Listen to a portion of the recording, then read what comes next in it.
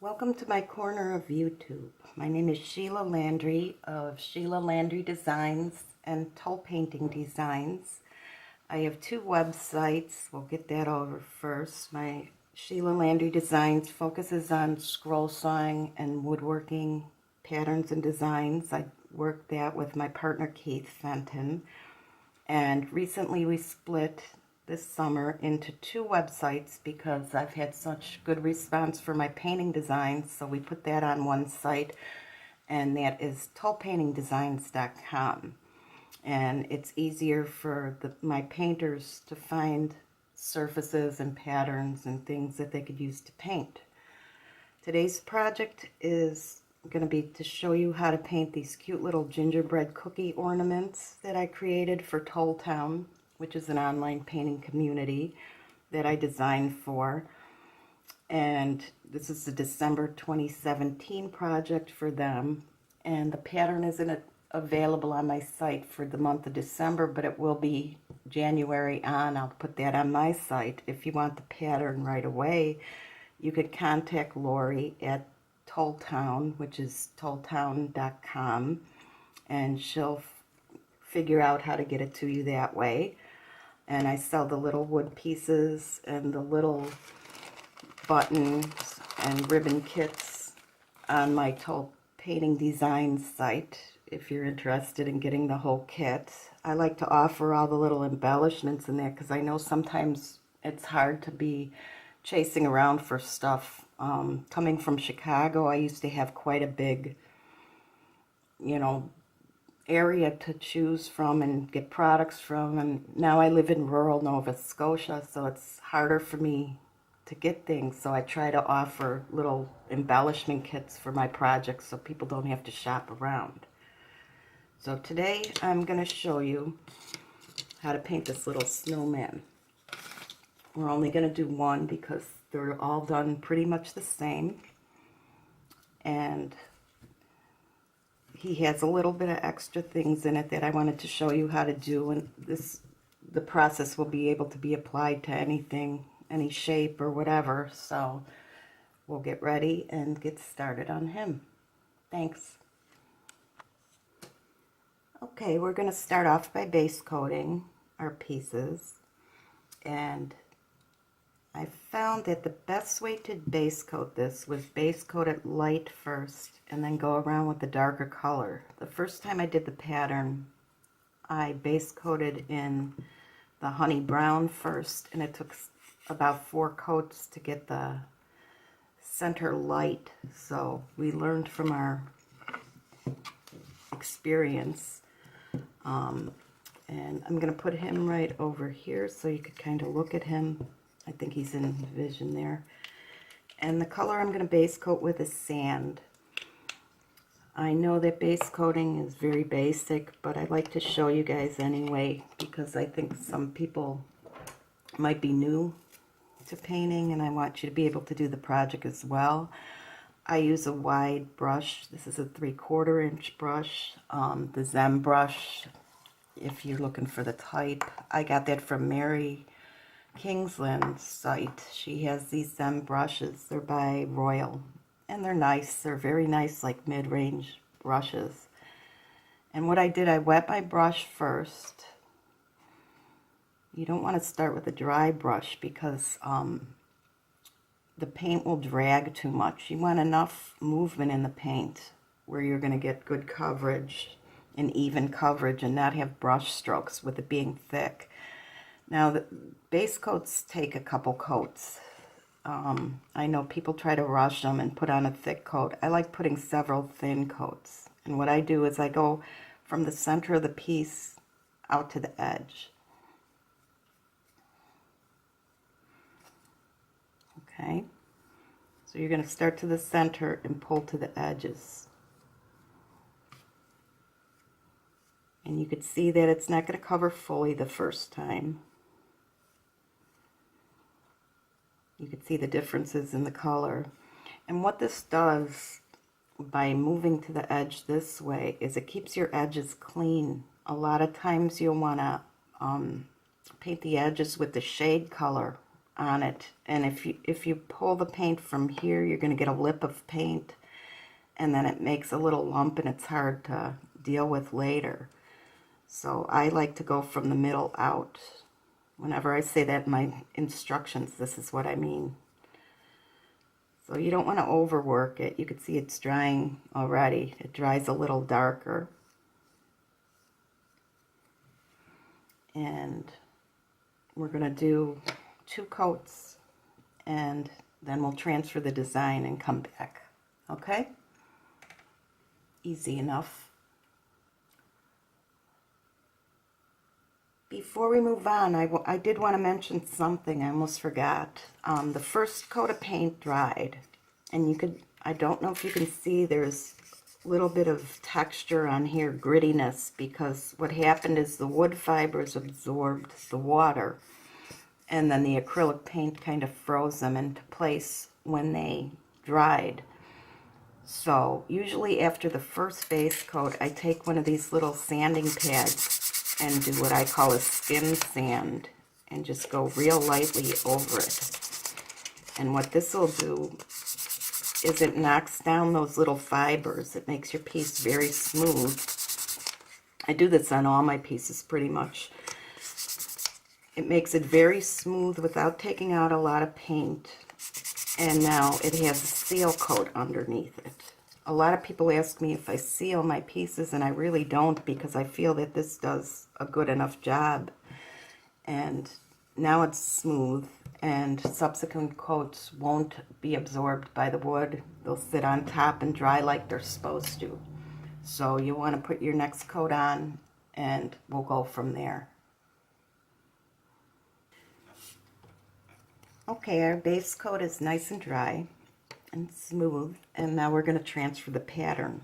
I'm going to show you that for the people that are new. I print out my pattern on translucent vellum paper, which is found like in the wedding invitation section of Staples, because you could see through it. It's easier to line up your pattern, so you can get it right where you want to. And it's also good if you want to do reverse sides, both sides of things. So I use a little piece of tape to tape it into place. Make sure it doesn't move. With small stuff like this, it's sometimes good to use 2 pieces of tape just to make sure it doesn't shift. Slide in your tracing paper and transfer your design with the stylus. Now use a light pressure, because most of this paper is really dark, I find. And I just like to transfer the main lines, not every single thing, because it tends to smear and show through. And especially when you're working with light colors, you don't want that. I'm not going to trace that line. I can freehand it. I try to freehand as much as possible. And then we'll go around our little frosting line.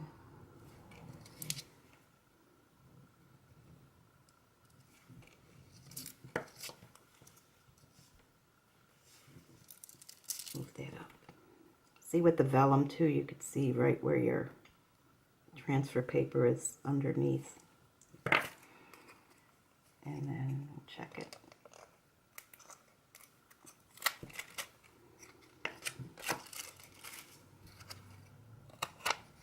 There we go. I forgot to do this little hat thing, so I'll do that with a pencil. Right here.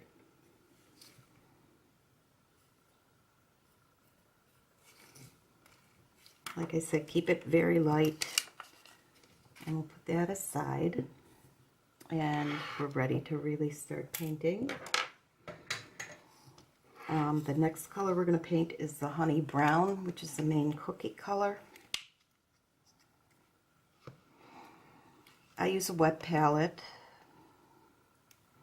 because I find I get interrupted a lot, and they're really good for keeping your paints moist with acrylic paints, especially if it's dry. Now I'm going to paint the edges first because that's going to be my edge color. It's also going to be the back color. And there's two ways you could do edges. You could use a flat brush and tap it in like so.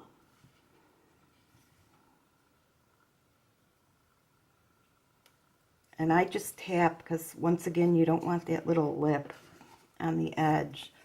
The other thing that I use the other way is with either a dome blender or a deerfoot, a small brush, because the stiffer bristles, they let you tap without going over the edge as much. So, and I try to knock it off even if it's going to be that color. I don't like when it gets that little lip.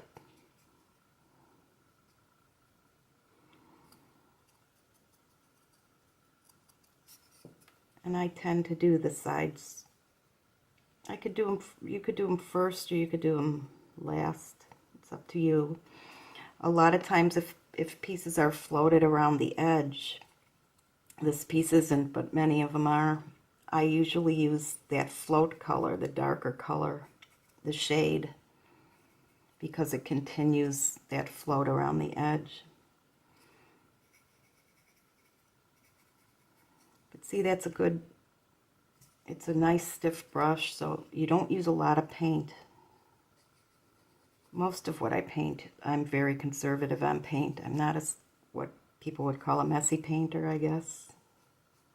I can get messy though, but I mean, I don't use a lot of paint at once.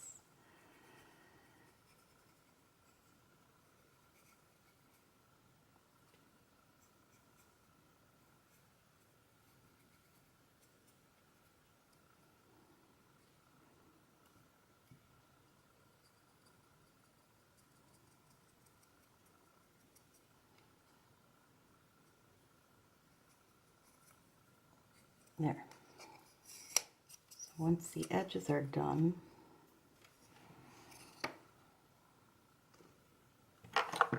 then I will switch. You can use either a flat or an angled brush, whatever you're more comfortable with.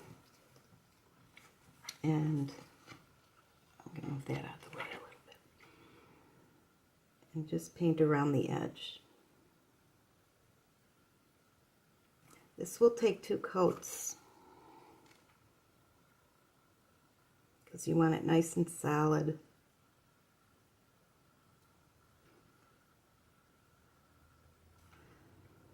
So you can kind of line it with the angle brush first. And pull it out. That's too much paint.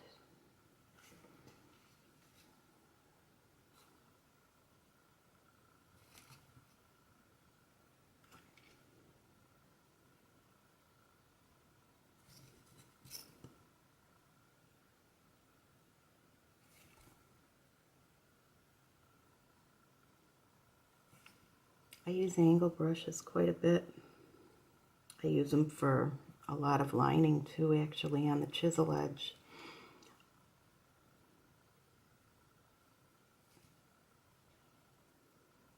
See how it looks kind of uneven right now? It's because you're going to need another coat.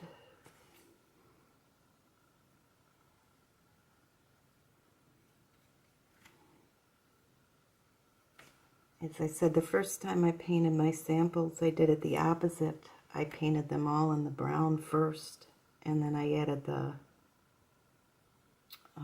sand color over it, but it took so many layers, and it took probably about 4 coats to get it smooth looking. So I decided to go the opposite way on this one.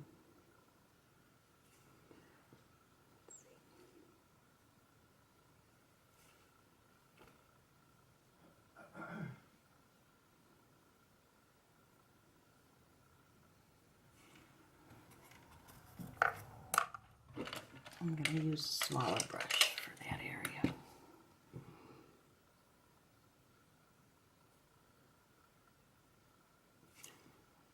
And the second time I painted this, I think I painted in on the instructions the hat band, but that wasn't too hard to go over. I just went over that with the sand before I went ahead. Okay, so I'm going to do one more coat and then I will be back. Okay, I did 2 coats of paint of the honey brown, and it's all dry. And the next thing I want to do is brighten up the center of the frosting area, and I'm going to use the Snow White on that, which is a pure white.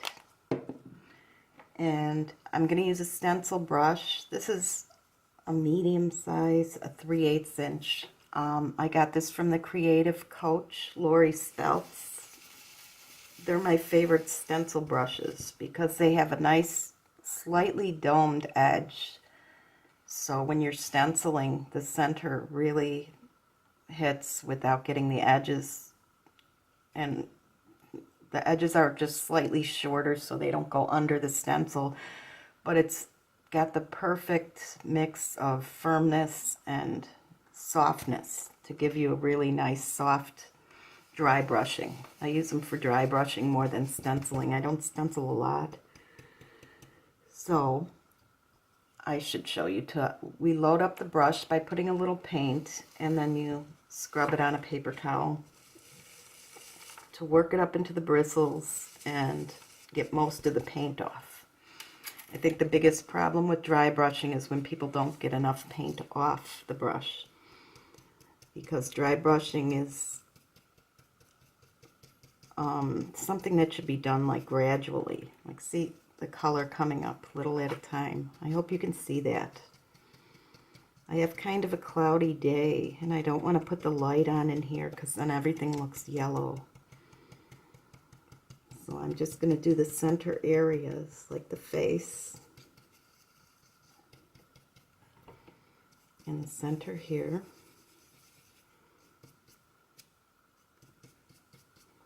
And that will brighten up. It's a very quick little step, but it makes a difference. And then the next thing I want to do is wash it down to a warmer color. And the reason that this looks a little bit stark is because we're going to wash it back. This should be pretty dry quickly. You could start on the hat band. I'm going to pick up some water and make, I think you can see the palette, just a very light wash. And we're going to tone this down a little bit so it looks more like a cookie. And what that is also going to do is it'll allow the little white details to show up better. If I left it plain, there you can see really well.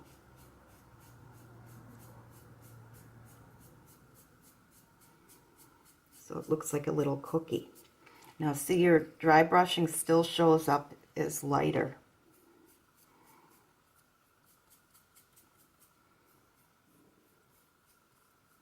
If you would have done the dry brushing over the toning, it wouldn't look as uniform, I guess. And make sure we're not pulling it up. You could probably let it dry a little more, but it did fine.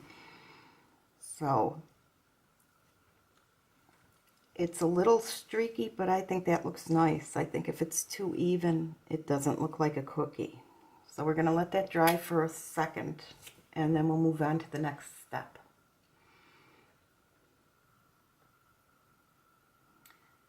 Okay, the next thing we're going to do is we're going to shade around the frosting using asphaltum, which is a very dark brown, but it's very transparent, so it makes a really nice shade color when you're floating.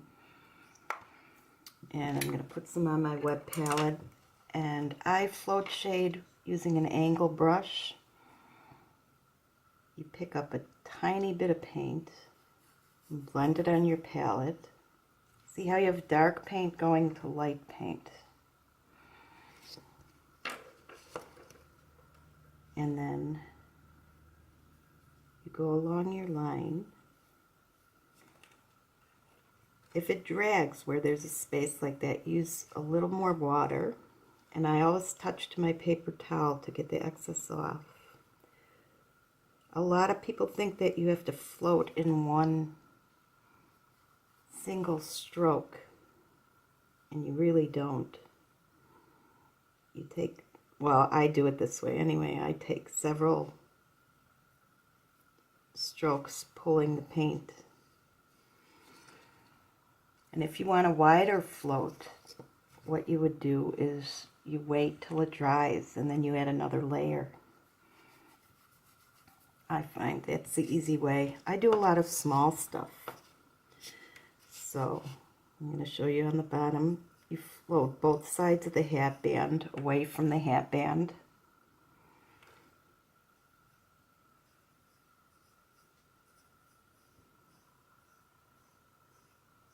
Just little strokes like that. And then we're going to float around the cookie. Okay. I'm hoping my hand doesn't get in the way.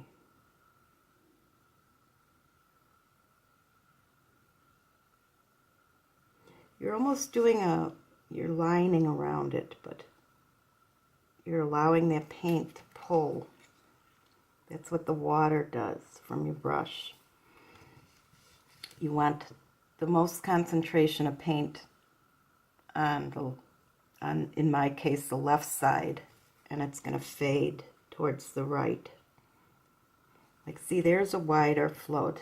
I probably put too much paint, so you just wet your brush, tap it so you don't get a blob, and move it.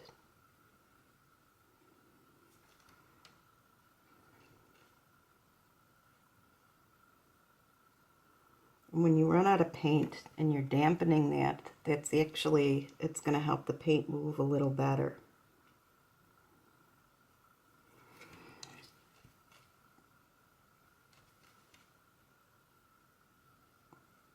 Now this is kind of a stiffer brush. This is the ruby satin line from Silver Brush Company. I got these from Peggy Harris, was my first experience with this ruby satin, and they're almost like a fabric brush. They're quite stiff, and they're not real absorbent, but they're nice for detail work because they hold an edge. So they've become, for the way I paint, they become my favorites. If I do softer floats, I use their other line, which is the golden. I'm trying to find one for you. I don't know if I have one out even. It's the golden line by Silver, and it's more of a fluffier brush, and it's more absorbent, and it gives you like softer floats and things like that. Softer blends. With the rubies, you tend to hold them, I do, more almost perpendicular, more at an angle than straight up and down, because the bristles are so stiff that it softens your stroke more. But I still like that you can really get control where you're putting the paint with them. The tips stay really nice and sharp. The chisel edge is really sharp still. I've been using this one a lot, and it's held up really great. I think the Brush Guys have them. In fact, I'm sure they do, and that's where I got mine. After I bought my initial ones from Peggy, I got almost all the line that they have of the sizes that I use. And they're good, what I would call a workhorse brush that you're going to use all the time for your basic stuff. Now see if you get a little bit of choppiness in there. You know, that won't happen either with a softer brush, but you can just smooth that out. It's going to be painted over anyway with the lace. So we're good there. Then I'm going to rinse out, and we need a little shade under his hat band, the brim of his hat. And I didn't want to use the asphaltum for that because it was a little dark. So I'm going to use the honey brown that we used for the ginger. And just pull a little float line. Give it some shadow. Now see, I went a little far there, and you rinse your brush, and you could use the heel of it to pull off the excess paint and move your paint across. As I said, there's no way that you could do this really in one stroke perfectly every time, especially if you're doing a large area. So, okay, that's the next step. He's all floated. We'll let that dry a minute, and then we'll paint on the lace.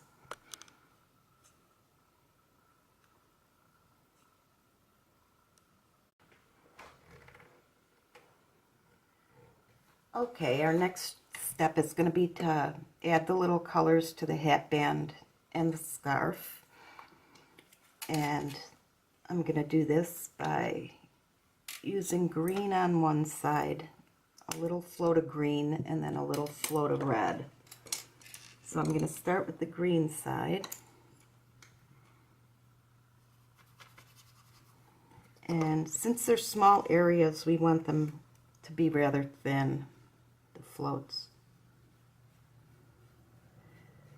So I'm going to float the bottom of the hat band with green.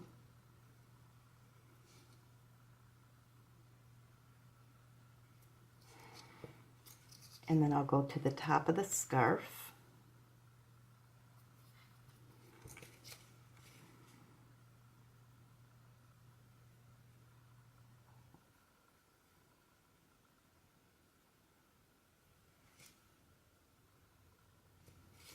And then the left sides of the two ends of the scarf that are hanging down.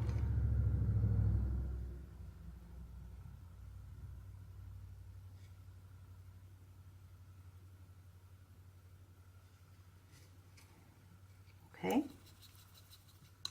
and I'm going to give that a minute to dry, and I'll be right back. Okay, and I just hit it with the dryer. You don't need to see that on the video. When there's small areas like this, you got to make sure they're dry. This is where it helps to do a bunch of things. You can just skip around, but for our purposes, you just don't want to pull that paint off when you're doing the opposite side. And we're going to do the top of the hat band in red. I thought that made a real cool look, like a rainbow. And then the bottom of the scarf.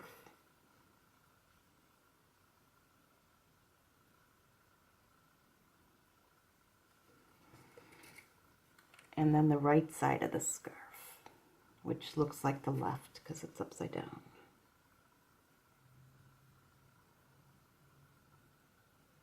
And I went across the bottom.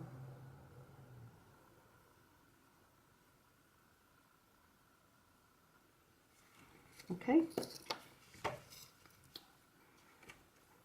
so that's good. The next thing we're going to do is our little dots for the lace. And I don't want you to transfer them. I'd like you to freehand them because it's too smudgy and too much fussing to do them. They're very easy. They're probably about 1/16 of an inch apart. And I'm going to do the outside edge first. Use a small stylus and just start doing your dots.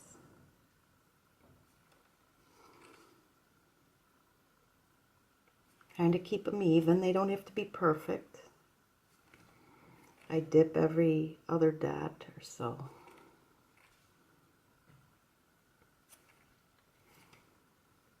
And this is going to guide your strokes for your lace. So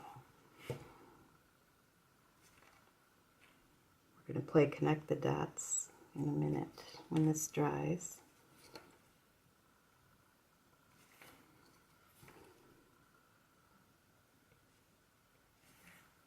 And the thing when you do dots like this, you have to let them dry really well so you don't smudge them.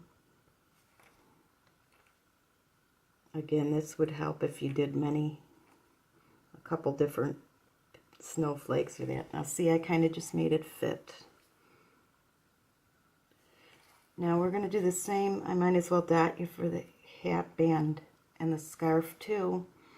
They're going to be a little closer together, and I want them to be vertical, have a vertical match like that. Because what I do is I draw the lines with it makes a nice little pattern on them.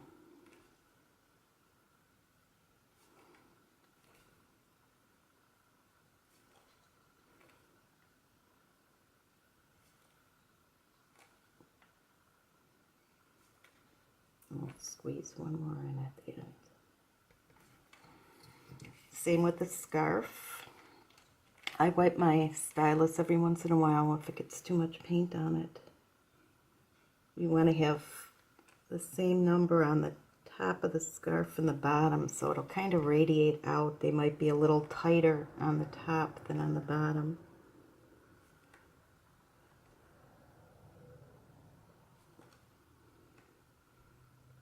That's okay, because if he's wearing the scarf, it's going to be kind of scrunched up. And then turn. And the same with the little ends that hang.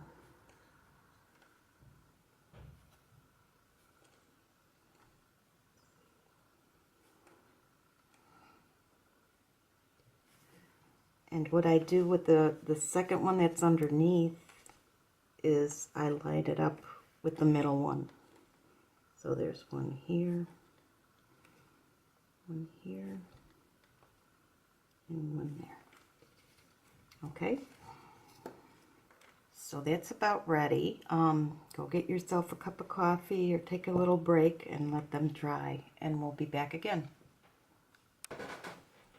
Okay, for this section I pulled it in a little closer so you could see what I'm doing. We're going to do this little bitty lace around the edges. This is fun, really. This is the fun part. We're going to use white, and I am using a Silver Ultra Mini 20 liner. It's a nice, good quality lining brush. It's not too long, like a script liner, but it's kind of in between size. So it holds a good deal of paint. You don't have to reload it all the time, but it gives you a little bit more control. So what we're going to do to make our lace, it's in 2 layers. And I don't know if you can see that. There's a bottom layer, and then the second layer has little lines in it. And we're going to play leapfrog, I call it. And you just connect the dots with a little arch. They don't have to be perfect.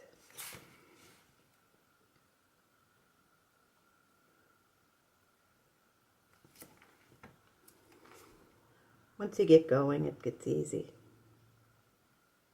There you go.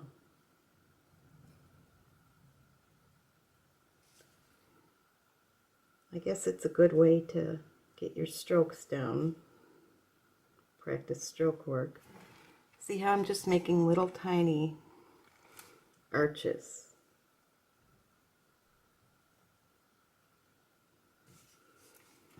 And I'm reloading when I need to.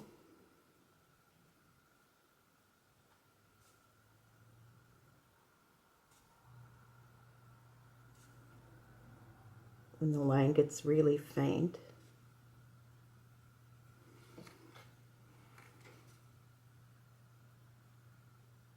And your paint is a little bit inky, but you don't want it where it's going to be transparent or runny.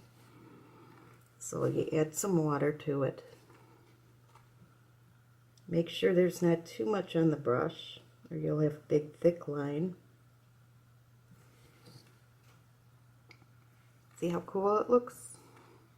You could tell when I first pick up paint, I could see the end if it's too full. I touch it onto the paper towel.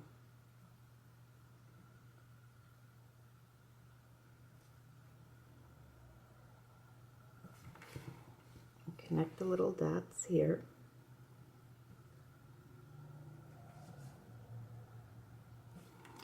And this is one layer of lace. In the instructions, I talk about double layers and single layers. And now she's got the double layer around her. I'm looking for something with a single layer on this ornament, on the snowflake. There wasn't quite enough room to go double. I guess you could have, but it would have looked too much. So I just did a single layer. So what we're going to do, now that dries pretty fast, is go back and do a second layer, and we're just going to connect the centers of our dots. Like that. I hope you can see it.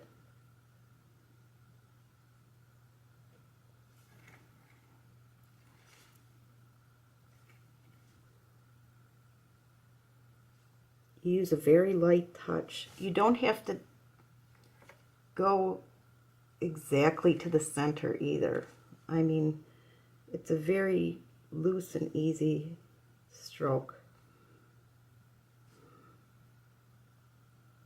Especially on these outer curves where it's wider. Like, see, I came in about a third in here. And then I'm just going to go like that. Connect them that way.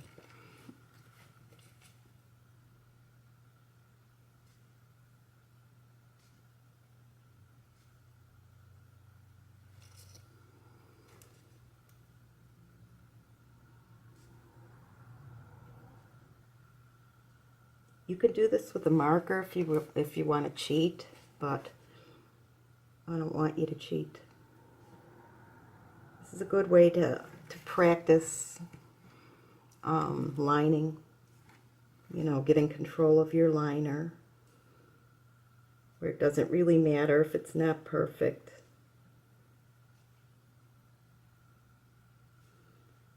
Because lace isn't perfect, as I said. It's so busy that you don't sit and look with the little ruler and make sure each is exactly the same. It's just if it's kind of the same, it's going to look nice. Okay? So there's the second layer on. And then what I do to give it some more interest, reload the brush, take out the excess water, and then I just put some little lines in the outer layer, like 3 or 4.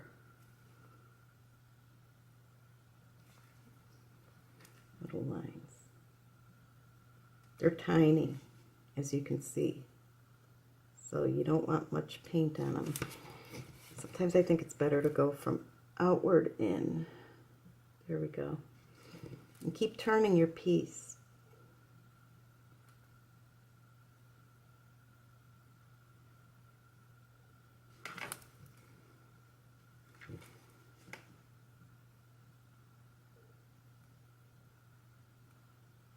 There, you could hopefully see that better. I'm going to do the whole thing so you could watch.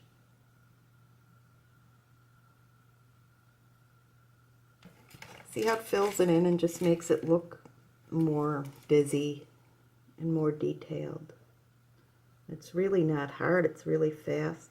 Kind of fun when you get going.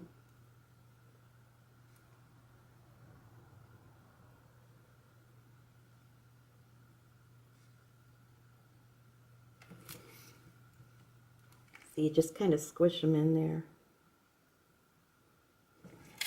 There. So there's your lace. The next thing we'll do, and I could do that in this segment as well, is connect the dots on the hat and the scarf. And all we're going to do is angle them one dot over. So 1, 2, and I kind of put a little curve in them. 3. And I start there because the button is going to be there anyway, and the bow, so if I goof up, you won't see it.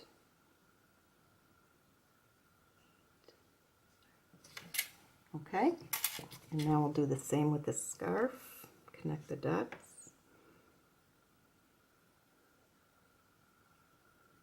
I think I'm going to go this way.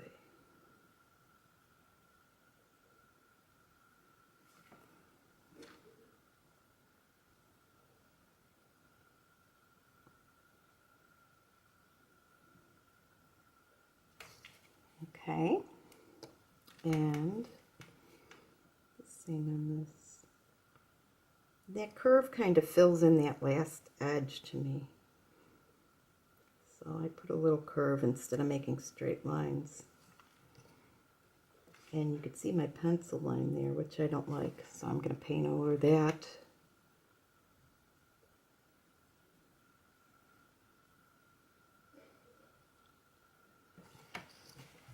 And there you go. Now let that dry before we move on to the next segment. And we're almost done. Okay, we're in the home stretch. And I think the next thing we're going to do is add on the little waistband. I thought that would be cute to add some lace along there. You could have the line there or not. I just decided to freehand mine. Put a float of white.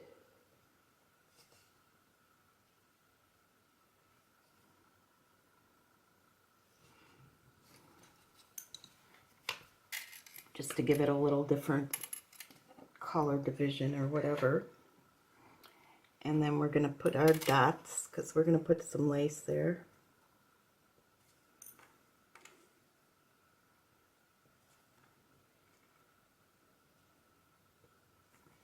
Okay, and while that is drying, we are going to very carefully paint our face.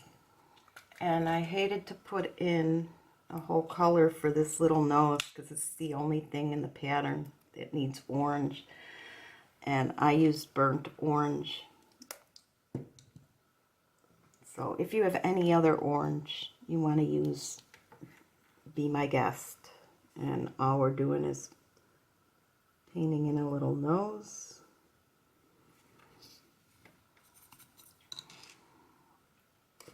And then I'm going to use the lamp black for the eyes. The black is used on a few pieces, so you do need a black. I do those with my stylus. Like that.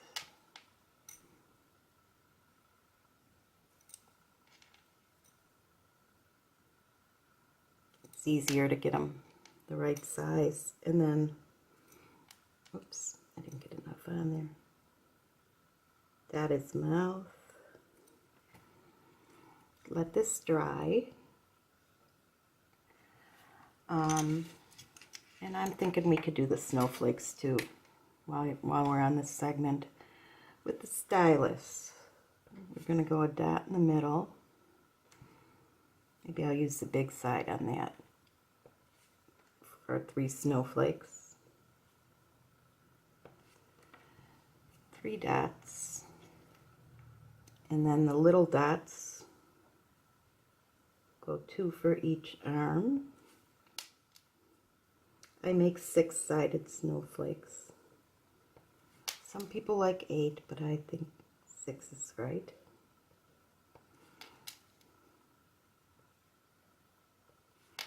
Looks like a lot of dots.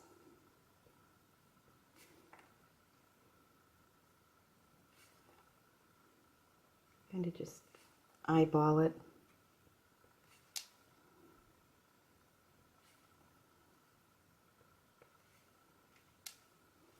This one looks weird. I don't think I did well with that.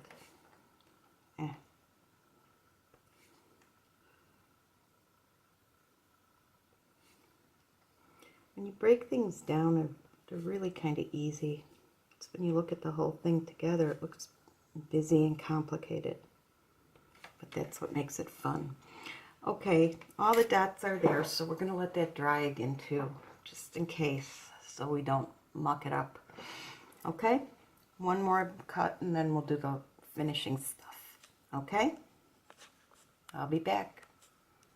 All we're going to do now again is connect the dots with white. We'll do the lace first, the same way. Just going to leapfrog it. There we go, you can see that better. I'm going to go over those first too. And then make the second row.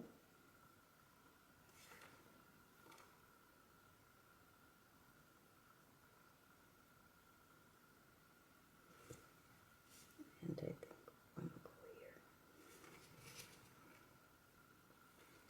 here. And then we're just going to, you can't really see those. See, if you put too much water, you're not going to see them. So you could go over them. There we go. Well, that's better. And then just put the little lines in the second row.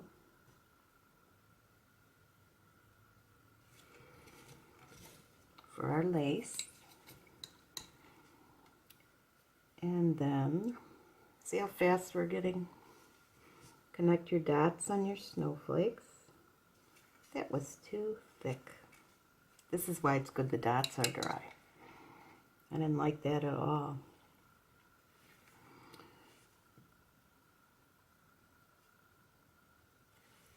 Just make it connect the dots.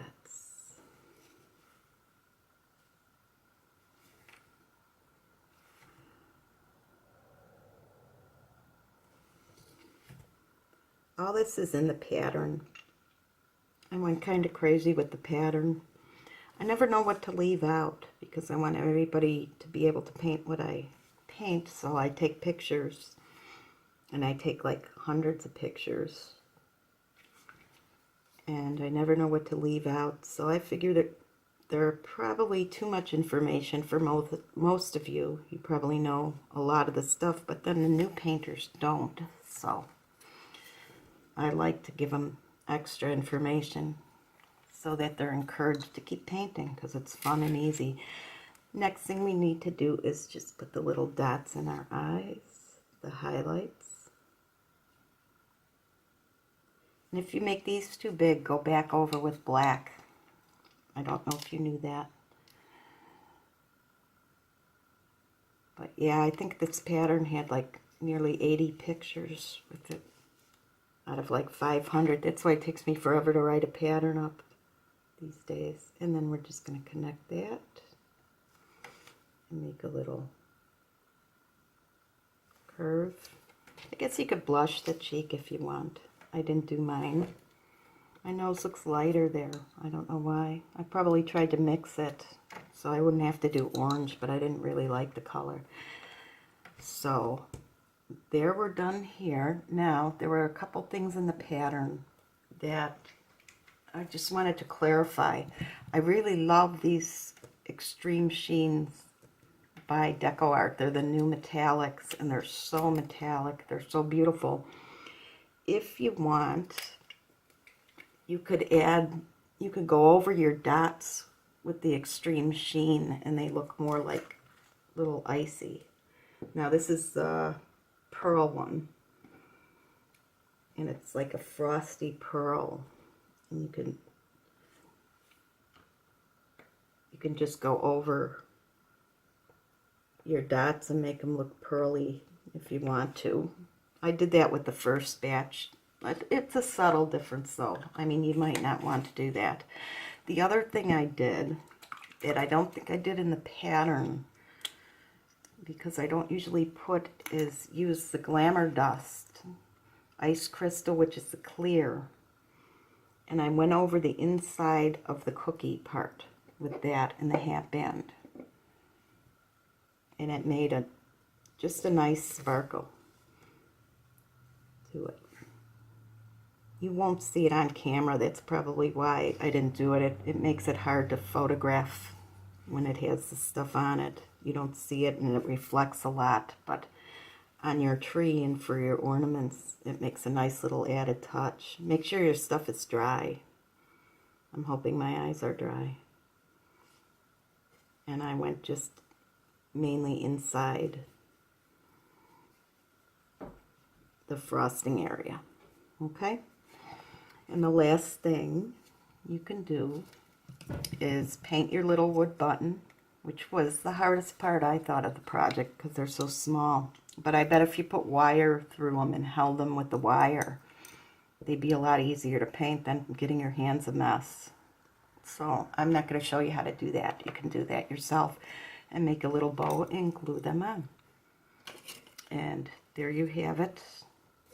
They're all done pretty much the same. Same couple colors, so they all look cute. I hope you like them. I hope you like the video. I wish I were better at videos, but I try. So I hope you learned something, and you can visit my website at tollpaintingdesigns.com. And I always have new stuff and new surfaces that are fun to do and all kinds of goodies. And support Toll Town, support your designers. If you want to keep painting and having cool designs, you have to support us. We need your help. So we love that we're able to be with you guys through social media and Facebook and all that. And we love being able to teach. So thank you for watching. I truly appreciate it. Have fun. Merry Christmas to you all. Bye-bye.